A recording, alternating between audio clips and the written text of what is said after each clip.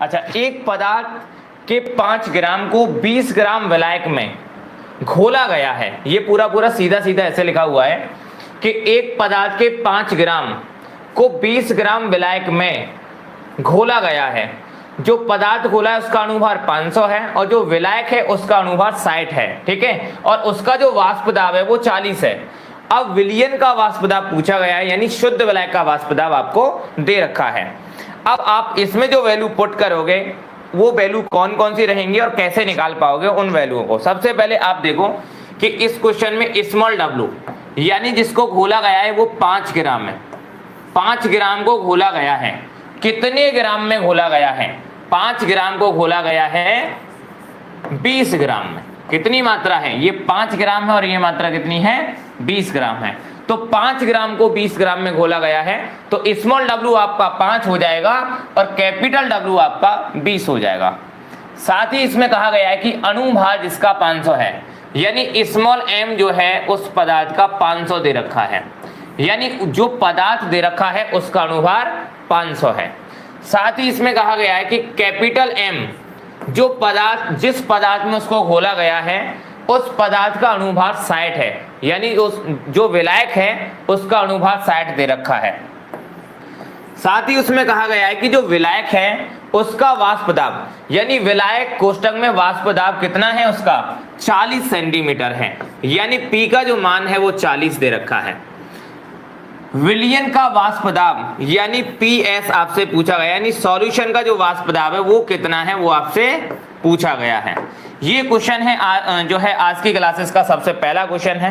तो मैं आप सभी बच्चों से कहूंगा कि अच्छे से आपको इस क्वेश्चन को कवर करना है। अब देखो, जो भी चीजें आपको दी गई हैं इस क्वेश्चन के अंतर्गत वो कौन कौन सी हैं? स्मॉल डब्ल्यू है जो कि 5 है, स्मॉल एम है जो 500 है, कैपिटल डब्ल्यू का जो मान है वो 20 है और कैपिटल एम 60 है, पी जो है वो 40 दे रखा है और पीएस आपसे पूछा गया है। तो फॉर्मूला होता है प्यारे बच्चों P minus P S upon P, P minus P S upon P is equal to small W capital M बट्टे एम इंटू कैपिटल डब्ल्यू। ये वाली फॉर्मूला होता है। ये फॉर्मूला, इस फॉर्मूले का यूज करोगे पीएस निकालने के लिए, यानी विलयन का वाष्प दाब निकालने के लिए। अब क्या काम करना है? इन वैल्यूओं को उठा करके इस फॉर्मूले के अंदर आपको पुट करना है, जिससे अच्छे से ये वैल्यू निकल पाए। जैसे P यानी पराशर दाब का P जो है वो यहाँ पे वाष्प दाब है विलयन का, विलायक का वाष्प दाब क्या है? P है। और जो PS है वो विलयन का वाष्प दाब है जो कि आपको निकालना है। ये वाला भी विलायक का ही वाष्प दाब है। तो वैल्यू पुट करते हैं सबसे पहले। तो देखो, कैपिटल डब्ल्यू 5 है, स्मॉल डब्ल्यू 5 है, कैपिटल स्मॉल एम भी 500 है और कैपिटल डब्ल्यू जो है 20 है और कैपिटल एम 60 है, पी 40 दे रखा है और पीएस आपको निकालना है क्या है। ठीक है, तो P की वैल्यू कितनी है? 40। तो लिखेंगे 40 माइनस PS कितना है प्यारे बच्चों? PS हमें निकालना है तो PS के स्थान पे हम PS ही रहने देंगे। PS के स्थान पे क्या रखेंगे? PS ही रहने देंगे। साथ ही बट्टे में P है और P की जो वैल्यू है वो 40 है, तो यहां रख देंगे 40 is equal to small W का मान कितना है? 5 है, तो लिख देंगे 5 इंटू कैपिटल M यानी जो विलायक है उसका अनुभार कितना है? कैपिटल M है आपका 60, तो हम यहाँ पे 60 यानी 60 रख देंगे अपॉन M जो पदार्थ है उसका अनुभार भी दे रखा है भाई। पदार्थ का अनुभार जो है वो 500 है। कितना है? स्मॉल m कितना है? 500 है, तो हम रख देंगे 500 इनटू कैपिटल W यानी जो विलायक का जो भार है वो कितना दे रखा है? विलायक का भार है यहाँ 20, तो हम यहाँ पे 20 रख देंगे।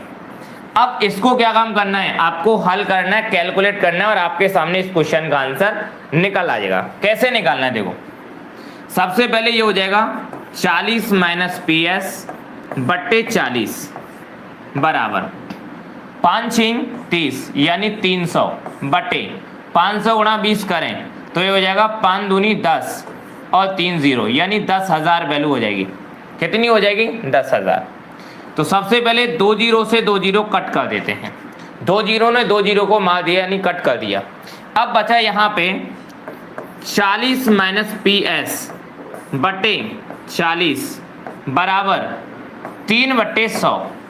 प्यारे बच्चों अब क्या काम करना है, आपको केवल क्रॉस मल्टीप्लाई करना है। क्या करना है, क्रॉस मल्टीप्लाई। ऐसे क्रॉस मल्टीप्लाई करो, 100 का मल्टीप्लाई इसमें करेंगे तो हम इसे लिख सकते हैं कैसे, 100 multiply 40 minus P S, 40 minus P S, ये मल्टीप्लाई हो गया, यानी 100 का मल्टीप्लाई इसमें हो जाएगा, पूरे ब्रैकेट के अंदर इसके अंदर करना पड़ेगा, ठीक है।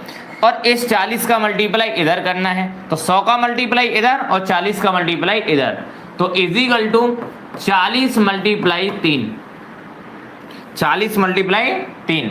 तो देखो 100 का गुणा जब हम इसमें करेंगे तो 100 गुणा 40 ये हो जाएगा आपका 4000, कितना हो जाएगा 4000। अब 100 का गुणा इसमें करेंगे तो माइनस का 100 पीएस वैल्यू ये हो जाएगी, कितनी हो जाएगी 100 पीएस वैल्यू, 100 का मल्टीप्लाई पीएस में करेंगे तो 100 पीएस हो जाएगा, इजिकल टू 4 थी अब आ रहे यानी 120 ये वैल्यू आ जाएगी आपकी निकल करके, ठीक है। इसके बाद आपको करना क्या, इस 4000 को इधर ले जाओ तो ये हो जाएगा माइनस के 100 पीएस, क्योंकि जो पीएस है वो तो यहीं रहेगा और जो 4000 है वो इधर चला जाएगा, तो ये हो जाएगा 120 माइनस 4000। जब आप 4000 और 120 दे रखा, 120 में से जब 4000 घटाओगे तो माइनस की वैल्यू बचने वाली है, तो माइनस का 100 पीएस बराबर हो जाएगा माइनस का 120 को जब हम 4000 में से घटा देते हैं तो हमारे पास बचेगा 3880, कितना बचेगा 3880, ये वैल्यू हमारे सामने बच जाएगी और वो भी माइनस की। अब हम क्या काम करेंगे, सिंपली माइनस से माइनस को कट कर देंगे, ये माइनस से माइनस कट जाएगा और इस 100 को हम इसके बट्टे में ले जाएंगे और लिख देंगे PS बराबर 3880 बट्टे 100। जैसे ही हम इसमें 100 से भाग लगाएंगे तो एक जीरो से एक जीरो कट जाएगी, ये हो जाएगा 38.8, कितना हो जाएगा 38.8, यानी जो विलियन है उसका जो वाष्प दाब है वो 38.8 आ जाएगा, 38.8 वैल्यू इसके निकल करके आ जाएगी। तो ऐसे आप जो है उसका वाष्प दाब निकाल सकते हैं किसी भी विलियन का। इसी क्वेश्चन में से अगर कोई क्वेश्चन है जिसमें अणुभार पूछा है, जैसे मैंने कल बताया था आपको, तो आप अणुभार भी निकाल सकते हो।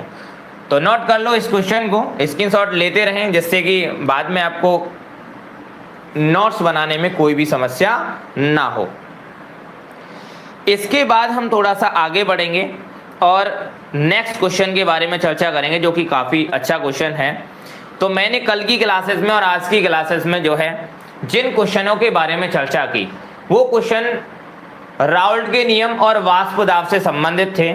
अब हम बात करते हैं थोड़ा सा आगे बढ़ के, जिसमें हम हिमांक के अवनमन और क्वथनांक के उन्नयन से संबंधित कुछ न्यूमेरिकल्स आपको बताने वाले हैं, क्योंकि दोनों ही न्यूमेरिकल्स सबसे ज़्यादा इंपॉर्टेंट हो जाते हैं, क्योंकि बोर्ड एग्जाम में कई बार पूछे भी गए हैं। तो ये दोनों जो टॉपिक हैं काफ़ी मज़ेदार हैं, है ना, हिमांक का अवनमन और क्वथनांक का उन्नयन। तो नेक्स्ट क्वेश्चन की तरफ बढ़ जाते हैं।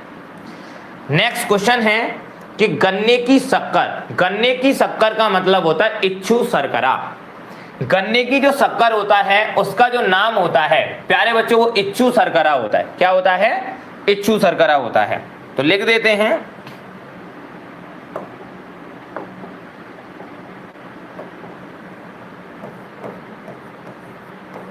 गन्ने की शक्कर, गन्ने की शक्कर का फॉर्मूला होता है C12H22O11। ये होती है प्यारे बच्चों गन्ने की शक्कर, यानी जो चीनी होती है वही गन्ने की शक्कर कहलाएगी, क्योंकि चीनी ही गन्ने से बनती है, ठीक है। गन्ने की शक्कर के 1.17 ग्राम, 1.17 ग्राम, यानी जो वैल्यू है वो 1.17 ग्राम है का जल के 25 कितना 25 ग्राम में, जल के 25 ग्राम में घोलने पर विलायक का क्वथनांक जल के 25 ग्राम में घोलने पर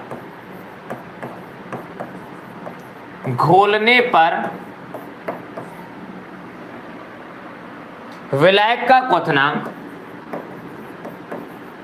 विलायक का क्वथनांक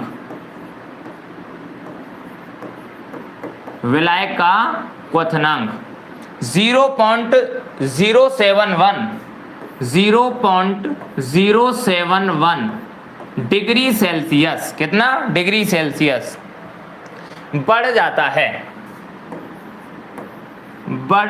है तो विलियन पूछा गया है, तो विलायक का अणुक उन्नयन स्थिरांक क्या होगा? तो विलायक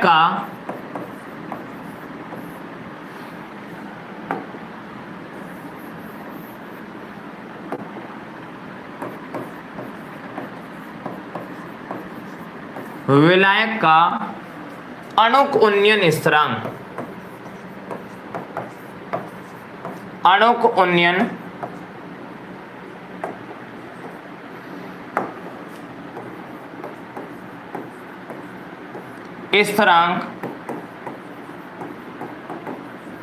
क्या होगा?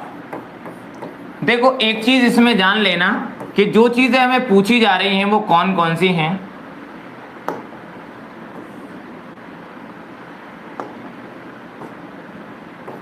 देखो क्वेश्चन जो दिया गया है, अभी जुड़े हैं सोनिया शाश्वत, good evening sir, good evening. तो देखो गन्ने की शक्कर का जो फॉर्मूला दे रखा है वो दे रखा है C12H22O11 कि जो गन्ने की शक्कर है उसकी वैल्यू है 1.17 ग्राम। कितनी दे रखी है? 1.17 ग्राम। यानी स्मॉल w की जो वैल्यू है प्यारे बच्चों वो 1.17 ग्राम इसमें दे रखी है। ठीक है, स्मॉल w दे रखा है का जल के 25 ग्राम में, यानी जिस वैल्यू में घोला गया है वो है जल, और जल के 25 ग्राम में घोला गया है तो कैपिटल W बराबर हो जाता है आपका 25 ग्राम। जल की जो वैल्यू है वो 25 ग्राम है, 25 ग्राम में 1.7 ग्राम को खोल दिया गया है। आगे विलायक का क्वथनांक, यानी विलायक का जो बॉइलिंग पॉइंट है, बॉइलिंग पॉइंट यानी डेल्टा TB, वो आपका हो जाता है 0.071, इतना बढ़ जाता है भाई, 0.071 उसकी वैल्यू बढ़ जाती है। ठीक है, आगे कहा गया है कि विलायक का अणुक उन्नयन स्थिरांक यानी KB इज इक्वल टू क्या? KB की वैल्यू आपको निकालनी है। साथ ही इसके लिए जो फॉर्मूला यूज होता है वो फॉर्मूला क्या होता है वो भी मैं आपको बता देता हूं।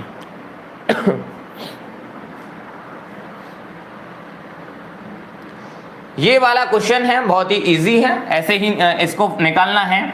फॉर्मूला होता है delta TB is equal to KB into small w into 1000, ध्यान रखना 1000। बट यदि अणुक उन्नयन स्थिरांक पूछा जाए तो यहां पे आपको केवल 100 लगाना होता है। अगर मोलर उन्नयन स्थिरांक है, ध्यान रखना, अगर मोलर का मतलब होता है मोलरता, क्या होती है? मोलरता। तो मोलर उन्नयन स्थिरांक पूछा जाए, क्या पूछा जाए? मोलर उन्नयन स्थिरांक पूछा जाए तो यहां पर जो वैल्यू चलेगी वो 1000 चलती है। इसके स्थान में कितना रखना है? 1000 रखना है। यदि वही बात होती है अणुक उन्नयन स्थिरांक की, किसकी होती है? अणुक उन्नयन स्थिरांक की वैल्यू की अगर बात होती है तो वहीं पर प्यारे बच्चों यहां पर 100 का यूज करते हैं, जो कि मैंने यहां लिखा है। 100 का मल्टीप्लाई इसमें किया जाता है और वैसे 1000 का मल्टीप्लाई करते हैं। ये दोनों में देखने के लिए अंतर मिलता है। ठीक है, इसके बाद अब हम इस फॉर्मूले में जो वैल्यू है उस फॉर्मूले को पूरा लिखते हैं, फिर वैल्यू रखते हैं।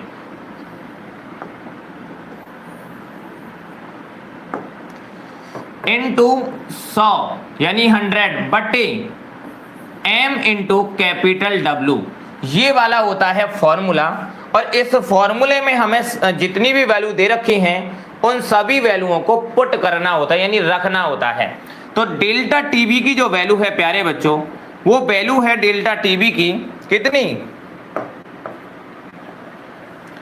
डेल्टा जो टीबी है उसका मान है 0.071, कितना है 0.071 डेल्टा टीबी का मान है, इजिकल टू केबी की जो वैल्यू है वो पूछी गई है तो हम लिखेंगे केबी इनटू स्मॉल डब्ल्यू आपका 1.17 दे रखा है, कितना दे रखा है 1.17 वैल्यू स्मॉल डब्ल्यू की है, इनटू 100 बटे एम यानी अणुभार। पदार्थ का जो अणुभार है वो चीनी है और चीनी का अणुभार होता है 342। कितना होता है प्यारे बच्चों, चीनी का अणुभार होता है 342, C12H22O11, इसका अणुभार निकाल लेना 342 आता है। तो m की जगह 342 इंटू कैपिटल W जो कि दे रखा है 25, इसको 25 रख देते हैं। अब क्या काम करेंगे, इसको आसान करना है सॉल्व करने के लिए, 25 से काट देते हैं इसको, 25 चौका 100, 4 बार कट गई। अब देखो ये 4 से कट सकती है, एक बार चेक कर लो, क्योंकि 4 से कट जाए तो बहुत अच्छी बात है। 4 8 32 और यहाँ 2 बचेगा तो नहीं कट पाएगा, 2 से काट दो तो 2 एकम 2, 2 सत्ते 14 और 2 एकम 2, यानी 171 बार ये 2 से कट जाती है। वहीं 4 जो है वो 2 से 2 बार कट जाती है। भाई हमें इजी करना होता है, और इजी कब होगा, जब हम उसे काट पीट करके छोटा करेंगे। अब वैल्यू में देखो, यहां वैल्यू बचेगी 0.071, ये वैल्यू सेम रहेगी, इजिकल टू केबी इंटू 1.17, ठीक है, वैल्यू 1.17 इंटू 2, कितना बचा 2 बचा, बटे नीचे जो बचा है वो 171 है ओनली, और कुछ भी नहीं है, 171 है। अब हम क्या काम करेंगे, सबसे पहले बट्टे 1 करेंगे और क्रॉस मल्टीप्लाई हम स्टार्ट कर देंगे, क्रॉस मल्टीप्लाई करेंगे सबसे पहले।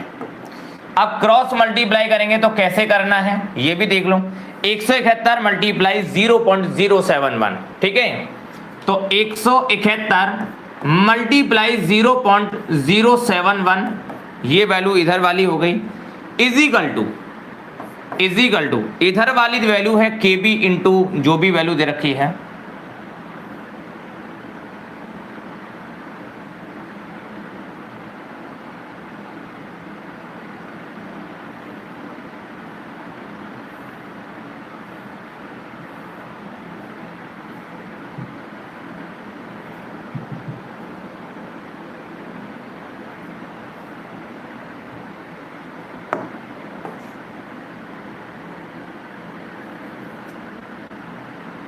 देखो केबी की जो वैल्यू है वो कितनी है वो भी बता देते हैं आपको।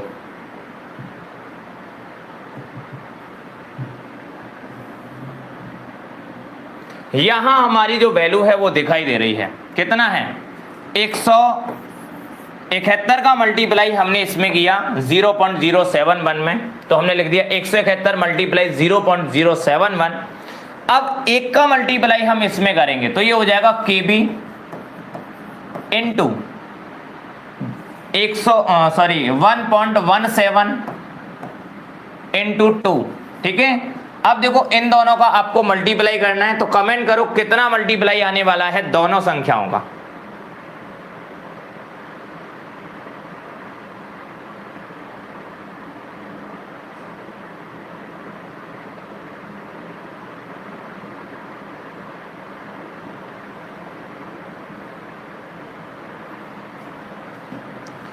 इसकी वैल्यू आएगी 12.141, कितना आएगा इन दोनों का मल्टीप्लाई 12.141 मान आएगा इन दोनों का मल्टीप्लाई, दोनों का, इजिकल टू केबी इंटू इन दोनों का मल्टीप्लाई करेंगे तो 2.34 ये वैल्यू आ जाएगी। अब क्या काम करेंगे, यहां केबी को छोड़ेंगे और इसको इसके बट्टे में ले आएंगे, तो ये हो जाएगा 12.141 बट्टे 2.34 इजिकल टू केबी। जब हम इसको इससे कट करेंगे, यानी जो वैल्यू कट करके आएगी वो इसका आंसर हो जाएगी, यानी लगभग करके 5.18 बार इसकी वैल्यू कटेगी। इससे ये कटेगा 5.188 बार ये कट जाएगा, ये वाली वैल्यू आपकी केबी की निकल आएगी।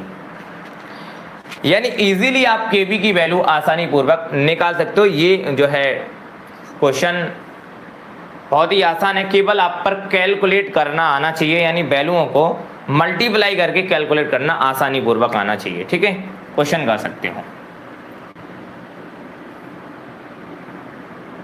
ये था आपका क्वेश्चन।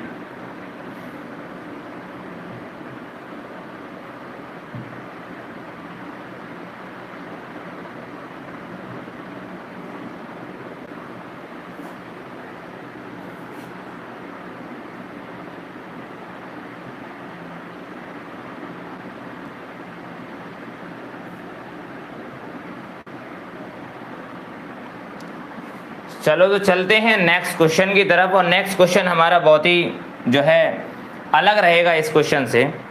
एक क्वेश्चन है कि एक पदार्थ का अणुभार निकालो, यानी पदार्थ का अणुभार आपसे पूछा गया है। क्वेश्चन है कि एक पदार्थ का अणुभार निकालो, एक पदार्थ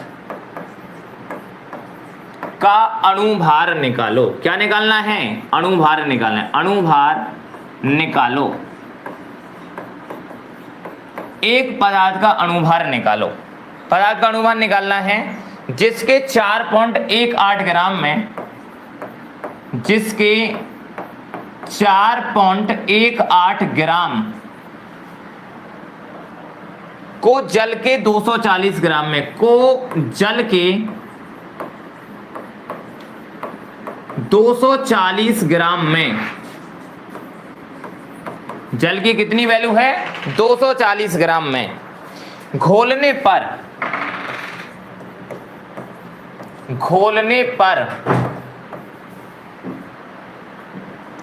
विलयन का क्वथनांक, विलयन का क्वथनांक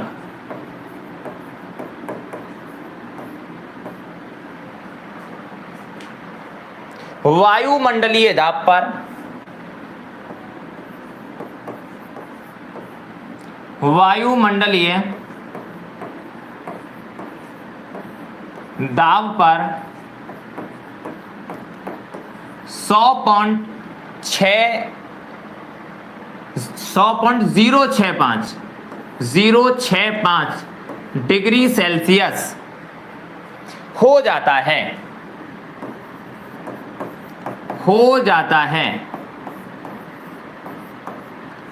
आगे कह रहा है कि जल के लिए Kb का जो मान है वो 5.31 है। आगे ब्रैकेट में लिखा है जल के लिए Kb इज इक्वल टू 5.31 है। ये क्वेश्चन दे रखा है, और क्वेश्चन में काफी चीजें आपको देखो, जब हम लिखते हैं क्वेश्चन को तो हमें काफी चीजें उसमें पता चल जाती हैं कि कौन कौन सी वैल्यू उसमें क्या क्या दे रखी हैं। सबसे पहले एक पदार्थ का अणुभार निकालो, यानी उसने डायरेक्टली कहा है कि उस पदार्थ का अणुभार आपको निकालना है, यानी एम निकालना है। क्या निकालना है? स्मॉल एम निकालना है। वो क्या है? दूसरा इसने बोला है उसके साथ ही कि जिसके 4.18 ग्राम को, यानी उस पदार्थ की वैल्यू है 4.18 ग्राम। कितनी है? स्मॉल w बराबर है 4.18 ग्राम, ये वैल्यू दे रखी है। 4.18 ग्राम को जल के 240 ग्राम में, यानी जो वैल्यू है जल की, वो कैपिटल W का जो मान है वो 240 ग्राम है। कितना है? 240 ग्राम में। आगे कह रहा है कि घोलने पर विलयन का वाष्प दाब, देखो ये स्मॉल w है, ये कैपिटल W है, और घोलने पर जो वायुमंडलीय दाब पर 100.065 डिग्री सेल्सियस हो जाता है, यानी उसका जो बॉइलिंग पॉइंट है वो 100.065 हो रहा है। तो वहां पर उसका जो जल है, जल का क्वथनांक रियली में 100 होता है, यानी जल का जो उबलने का जो वाष्प कंडीशन में आने की जो टेम्परेचर होता है वो 100 डिग्री सेल्सियस होता है। तो उस समय पर अगर 100 इसमें से घटा देते हैं तो प्यारे बच्चों केवल ये वाली वैल्यू बचेगी 0.065, तो ये हो जाएगा आपका डेल्टा टीबी। डेल्टा टीबी बराबर कितना हो जाएगा 0.065 डिग्री सेल्सियस। ये वाली वैल्यू आपकी बचेगी, क्योंकि आप क्या काम करोगे 100.065 में से 100 को घटा देना, क्योंकि जल का क्वथनांक 100 होता है, जब घटाएंगे तो बचेगा 0.065 बचेगी। ये वाली वैल्यू आपका जो रियली जो क्वथनांक में जो वृद्धि हुई है वो आपकी निकल आएगी इससे, ठीक है। अब इसके बाद आगे बढ़ जाते हैं, small W, small M, capital W, delta TB. यहां अभी केबी की जो वैल्यू है वो भी दे रखी है, वो है 5.31। कितनी है 5.31 केबी की वैल्यू प्यारे बच्चों आपको दी गई है। अब आपको इन वैल्यूओं को अच्छे से पुट करना है फॉर्मूले के अंदर, और आपका क्वेश्चन जो है आसानी पूर्वक निकल जाएगा। फॉर्मूला होता है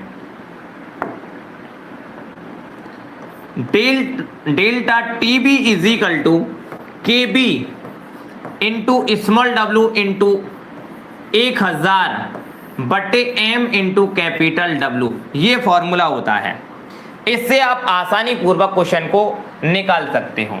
डेल्टा टीबी का मान कितना है 0.065, कितना है 0.065 ये वैल्यू है, इज इक्वल टू केबी, केबी का मान है 5.31, कितना है 5.31 into small W, small W की जो वैल्यू है वो है 4.18, कितना है 4.18 वैल्यू स्मॉल डब्ल्यू की है, इनटू 1000 मल्टीप्लाई में बटे एम, एम यानी अनुभार आपसे पूछा गया है, और कैपिटल डब्ल्यू जो वैल्यू है वो आपकी दे रखी है 240, कितनी है 240 दे रखी है।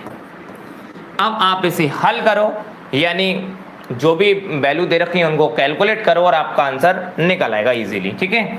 तो सबसे पहले करना क्या है, 1 0 से तो 1 0 काट दो, 100 का मल्टीप्लाई अगर इसमें करते हैं तो ये 418 हो जाएगा, क्योंकि जो पॉइंट है वो हट जाएगा, तो ये हो जाएगा 0.065 इज इक्वल टू 5.31 इंटू 418, इन दोनों का मल्टीप्लाई कर दिया हमने, ठीक है, अपॉन 24 एम। प्यारे बच्चों बट्टे 1 करो और क्रॉस मल्टीप्लाई करना स्टार्ट कर दो। 24 का मल्टीप्लाई इधर करेंगे, आप चाहते हो कि ऐसे ना करें तो एक और तरीका है इसका। वो तरीका क्या है कि आप लिख दो इज इक्वल टू, और यहां पे है 5.31 बट्टे 24 एम। तो प्यारे बच्चों इस m को तो ले आओ इधर और इस वाली संख्या को ले जाओ इधर, तो m इज इक्वल टू हो जाएगा 5.31 गुणा 418 बट्टे 24। तो आपको करना क्या, इन दोनों का मल्टीप्लाई करना है और 24 से इसमें भाग लगा देना है। आप इसे और शॉर्ट में कट कर सकते हो, कैसे काट सकते हो, 4 से ये कट जाएगा और 4 से ये भी कट जाएगा। देखो 4 4 एकम 4 नासानी की 0 और नहीं कटेगा, पॉइंटों में जा रहा है, तो 4 से अगर काटें तो ये जाएगा 4 एकम 4 और ये 18 हो जाएगा, और एक में जाएगा नहीं 18 हो जाएगा, नासानी की 0 और 4 चौक 16, फिर 2 बचेगा 0.5, यानी पॉइंटों में कटेगा पर कट जाएगा, और 4 से सीधा सीधा ये 6 बार कट जाएगा, 4 6 24। तो वैल्यू आपके सामने इसकी निकल करके आएगी m is equal to 5.31 multiply 104.5 बटे 6, यानी 6 से इसमें भाग लगा देना है। आपका जो आंसर है मल्टीप्लाई करने के बाद 6 से जब भाग लगाओगे वो आपका आंसर आ जाएगा। तो आप सभी प्यारे बच्चों कमेंट करो कितना इसका आंसर आने वाला है, जल्दी से बताओ। वैल्यू है आपकी 5.31 मल्टीप्लाई 104.5,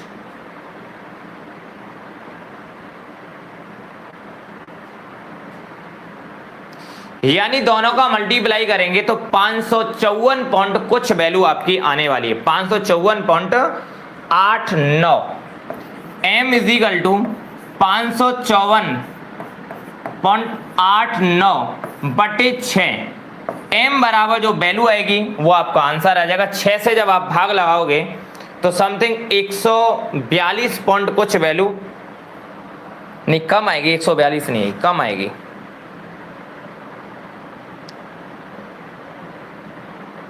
वैल्यू आएगी 92.48। कितना आएगा? 92.48 इस क्वेश्चन का आंसर आ जाएगा। ठीक है, ऐसे आप क्वेश्चन को निकाल सकते हो, उसका आंसर इजीली निकाल सकते हो। ये आपका क्वेश्चन था। तो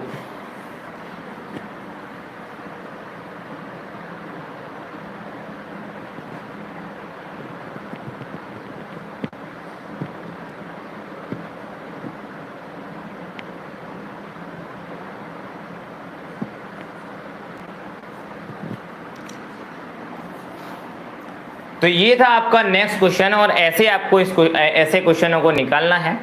यदि क्वेश्चनों में आपके अदर्स क्वेश्चन भी होते हैं, किसी में तो आपसे पूछेगा कि डेल्टा टीबी का मान बताइए, कहीं पर केबी का मान पूछेगा और कहीं एम का मान पूछेगा। तो इन क्वेश्चनों में ज्यादातर इसी फॉर्मूले का यूज करना है और 3 पार्ट आपको लगाने होंगे।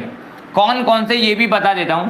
इस फॉर्मूले में पूरे में आपको 3 चीजें पूछ सकता है। या तो टीबी पूछ सकता है, यानी जो क्वथनांक का उन्नयन है उसका मान पूछा जा सकता है। बाकी सबकी वैल्यू देगा, केबी देगा, स्मॉल डब्ल्यू देगा, एम देगा, कैपिटल डब्ल्यू, यानी सारी वैल्यू आपको देगा, बस केवल डेल्टा टीबी नहीं देगा। कभी कभी ऐसा होता है कि डेल्टा टीबी आपको दे दिया जाए, केबी की वैल्यू आपको नहीं दी जाए। तो अभी जुड़े हैं एक स्टूडेंट, सर जी नमस्ते। नमस्ते जी। तो डेल्टा टीबी के बाद केबी की वैल्यू आपसे ना दी जाए और बाकी सबकी वैल्यू दे, तो अभी आप निकाल सकते हो। साथ ही स्मॉल डब्ल्यू कभी नहीं पूछेगा आपसे, स्मॉल एम का मान जरूर पूछ सकता है, यानी अणुभार। जैसे अभी क्वेश्चन में अणुभार पूछा तो अणुभार आपसे जरूर पूछा जाएगा। ठीक है, तो इसमें 3 चीजें आपसे पूछ सकता है, डेल्टा टीबी, केबी और एम, बाकी और कुछ नहीं पूछता। सेम हिमांक के अवनमन संबंधी भी ऐसे ही क्वेश्चन होते हैं और इजी भी होते हैं। केवल डेल्टा टीबी की जगह टीएफ होता है, यानी फ्रीजिंग पॉइंट को लिया जाता है। तो नेक्स्ट स्टेप में हम इन क्वेश्चनों के बारे में जानेंगे जो फ्रीजिंग पॉइंट से संबंधित क्वेश्चन हैं। एक नए पदार्थ के 0.32 ग्राम को 25 ग्राम पानी में घोलकर एक घोल बनाया गया है। उस घोल का हिमांक माइनस का 0.201 डिग्री सेल्सियस पाया गया। इस नए घोल का अणुभार, यानी इस नए घोल के यौगिक का अणुभार क्या होगा, ये आपसे पूछा गया है। तो इजीली आपको पता लगाना है कि कितना इसका मान आएगा। तो बता देते हैं सबसे पहले प्यारे बच्चों आप सभी को कैसे करना है क्वेश्चन को, ये भी बता देता हूं। इजीली नेक्स्ट क्वेश्चन की तरफ बढ़ जाते हैं। क्वेश्चन दिया है आपको कि एक नए यौगिक के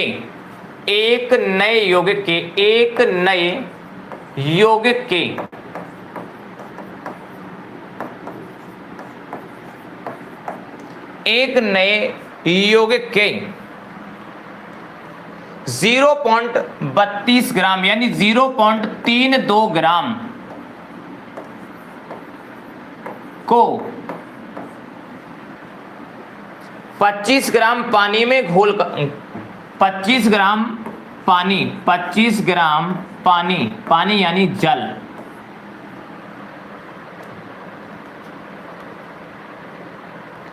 पच्चीस ग्राम पानी में घोला गया, ऐसे लिखा गया है, घोला गया है। घोल का हिमांक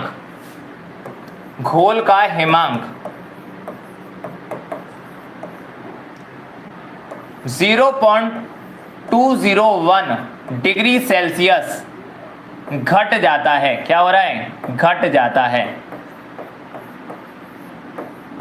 यानी हिमांक का अवनमन, हिमांक में कमी उत्पन्न हो रही है ना।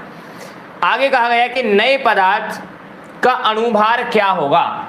नए पदार्थ यानी इस पदार्थ का, मैं तो डायरेक्ट लिख देता हूं, इस पदार्थ का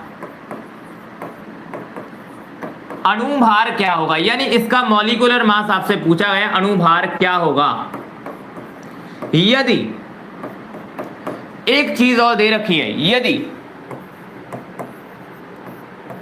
KF इज इक्वल टू, यानी जो फ्रीजिंग पॉइंट का जो स्थिरांक है वो वैल्यू दे रखी है 1.86, कितनी दे रखी है 1.86 इसकी वैल्यू आपको दे रखी है। अभी जुड़े हैं संतोष कुमार, हेलो सर, हाय।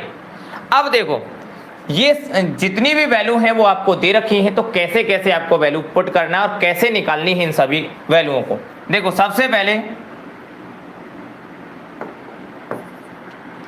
इस क्वेश्चन में एक यौगिक के 0.32 ग्राम, तो आप लिखना कि ये स्मॉल w है, स्मॉल w बराबर 0.32 ग्राम, 32 ग्राम 25 ग्राम पानी में, यानी जो जल की मात्रा यानी कैपिटल W जो है वो 25 ग्राम है, तो कैपिटल W बराबर 25 ग्राम में। आगे क्या कहा रहा है क्वेश्चन में, घोला गया है जिसका हिमांक, हिमांक यानी delta TF sorry freezing point, वो बढ़ गया है हमारा 0.201, ये घट गया है, बढ़ा नहीं है घटा है, माइनस का 0.201 डिग्री सेल्सियस घट जाता है इस पदार्थ का अणुभार। यानी आपसे पूछा गया कि m इज इक्वल टू क्या, m आपको निकालना है। वहीं KF की जो वैल्यू है वो आपको दे रखी है कितनी 1.86 वैल्यू KF की आपको दी गई है। अब आप जो है क्वेश्चन का आंसर निकाल सकते हो इजीली, फॉर्मूला वही है जिस फॉर्मूले का हमने अब तक यूज किया है, बट केवल वहां बॉइलिंग पॉइंट की जगह फ्रीजिंग पॉइंट का यूज आपको करना होगा। ठीक है, फ्रीजिंग पॉइंट का यूज करना। फॉर्मूला है delta TF is equal to KF। मैंने कहा था फ्रीजिंग पॉइंट का यूज करना, यहां B लिखा जाता था बॉइलिंग पॉइंट के लिए, अब यहां फ्रीजिंग पॉइंट के लिए लगेगा इनटू स्मॉल w इंटू 1000 बटे m इंटू कैपिटल W। अब आप वैल्यू पुट कीजिए और आंसर से निकाल लीजिए। सबसे पहले डेल्टा TF फ्रीजिंग पॉइंट का मान है 0.201, 0.201 इसका मान है इज इक्वल टू KB की वैल्यू 1.86 दे रखी है, KB का मान कितना दे रखा है 1.86 इंटू स्मॉल w, यानी जो विलेय का जो भार है वो है 0.32 ग्राम, कितना है 0.32 ग्राम दे रखा है, इंटू 1000 बटे m यानी अणुभार आपसे पूछा गया है, आपको निकालना है, तो m आपको m ही रखना है, इंटू कैपिटल W है आपका 25, तो आप 25 रख दीजिए। सबसे पहले आपको करना क्या है, इसका मल्टीप्लाई अगर इसमें कर देते हैं तो ये दोनों पॉइंट हट जाएंगे, वैसे भी इजीली हट जाएगा। 25 से आप इसको काट सकते हो, क्योंकि देखो 25 चौका 100 यानी 40 बार सीधा सीधा ये कट जाएगा। अब ये वैल्यू हो जाएगी, ये इस 0.201 बराबर 1.86 मल्टीप्लाई 0.32 इंटू 40 यानी 40 बटे m। अब आप एक काम कीजिए, इस वाली संख्या को तो यहां ले आइए और m को ले जाइए इधर, तो ये वैल्यू हो जाएगी m is equal to 1.86 into 0.32, ठीक है, इंटू 40 अपॉन 201 यानी 0.201।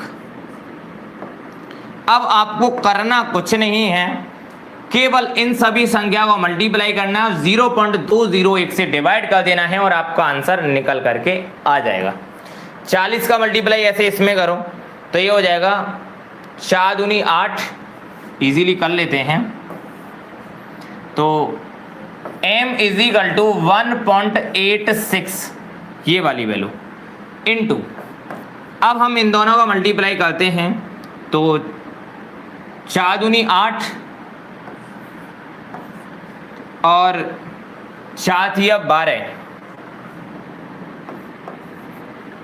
और पॉइंट बाद अगर दशमलव लगाते हैं तो दो अंक बाद लगेगा यहाँ, यानी 12.80, ठीक है। अब बटे 0.201। प्यारे बच्चों m इज इक्वल टू, अब इनका मल्टीप्लाई कीजिए और 0.201 से डिवाइड कर लीजिए। आपका आंसर आपके सामने होगा, जो भी है क्वेश्चन का आंसर। लगभग करके इसकी वैल्यू 118 के आसपास शायद इससे आए, जो भी है चेक कर लीजिए एक बार। 1.86 मल्टीप्लाई 12.80,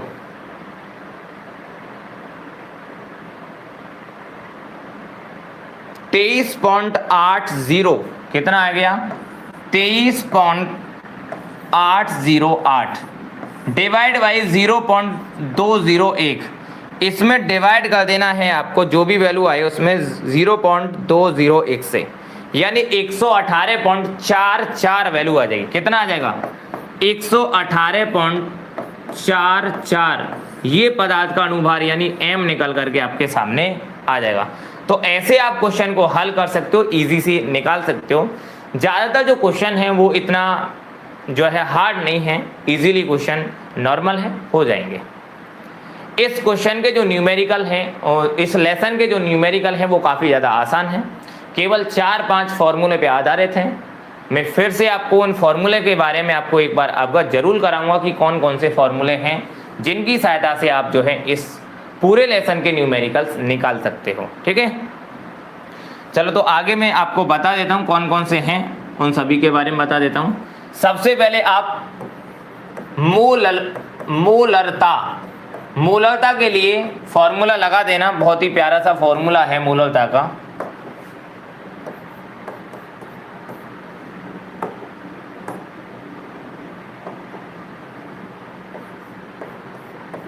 मूलरता बराबर होता है small w upon m into V, वो भी लीटर में।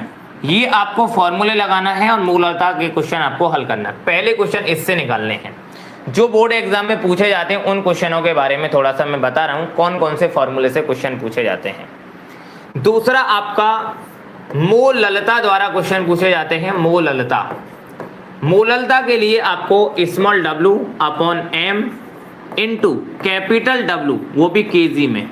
यहाँ भार उसमें विलायक जो होता है उसका ग्राम में वैल्यू दे रखी होती है, उसको किलोग्राम में कन्वर्ट करना होता है। साथ ही तीसरा आपको नॉर्मलता के क्वेश्चन आपसे पूछे जाते हैं। नॉर्मलता बराबर होता है स्मॉल w अपॉन ई गुणा वी। ई यहाँ तुल्यंगी भार होता है और वी यहाँ आयतन होता है, वो भी लीटर में। 3 चौथा जो पार्ट है इसमें आपसे मोल प्रभाज पूछेगा। मोल प्रभाज, ठीक है। मोल प्रभाज विलेय का अलग होगा और विलायक का अलग होगा, यानी एक तो होगा n upon n plus capital N से पूछा जाएगा और एक पूछा जाएगा आपको कैपिटल N बटे n प्लस कैपिटल N, यानी ये विलायक का रहेगा और ये विलेय का रहेगा। तो दोनों का आपको अलग अलग इन दोनों फॉर्मूले से निकालना होगा। वहीं अगर बात करें तो 4 पार्ट और दे रखे होते हैं। सबसे पहला तो उसमें दिया गया होता है, बात करें तो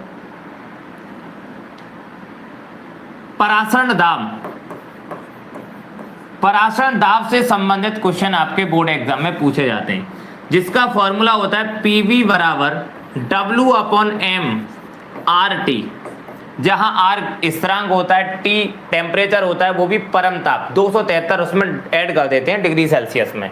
W विलेय का भार और M अणु भार, और वो भी आपका ग्राम प्रति लीटर में होना चाहिए। ऊपर वाली जो वैल्यू है स्मॉल w प्यारे बच्चों आपको ग्राम प्रति लीटर में निकालना पड़ेगा, ठीक है। अच्छा जी, वहीं V की आपको जब लीटर में निकालो ग्राम प्रति लीटर में, तो आपको प्यारे बच्चों V की आवश्यकता नहीं पड़ेगी। किसकी आवश्यकता नहीं पड़ेगी? इस V की आवश्यकता नहीं पड़ेगी। यहां भी आपको बता दिया है ग्राम प्रति लीटर में निकाल लेना। इसके बाद आपको जो न्यूमेरिकल निकालने होते हैं वो वाष्प दाब के आपेक्षिक अवनमन संबंधी होते हैं, जिसमें वाष्प दाब का आपेक्षिक अवनमन, शुद्ध विलायक का या विलयन का वाष्प दाब या उसका अणुभार, यानी वो निकलेंगे P minus P S upon P is equal to small W capital M upon M into capital W. इससे क्वेश्चन निकलते हैं और ये वाष्प दाब संबंधी क्वेश्चन होते हैं, जो अभी सबसे पहले मैंने इसी से रिलेटेड क्वेश्चन आपको बताए थे। 7वें नंबर पे आता है हिमांक का अवनमन, जो कि अभी मैंने लास्ट में आपको क्वेश्चन बताए थे। हिमांक का अवनमन, हिमांक के अवनमन संबंधी जो क्वेश्चन होते हैं उनके लिए फॉर्मूला होता है delta T F is equal to K F into small W into 1000 बटे एम इंटू कैपिटल डब्ल्यू। इससे क्वेश्चन आपके निकलेंगे, ठीक है। वहीं 8वें टाइप के जो क्वेश्चन होते हैं न्यूमेरिकल्स, वो आपके क्वथनांक संबंधी होते हैं। क्वथनांक का उन्नयन, इसके क्वेश्चन मैंने आज की ही लाइव क्लास में आपको बताए थे।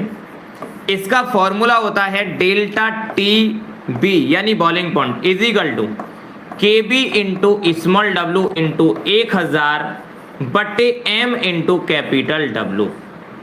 ये लास्ट फॉर्मूला होता है। वैसे कई फॉर्मूले यूज होते हैं, बट 8 फॉर्मूले संबंधी न्यूमेरिकल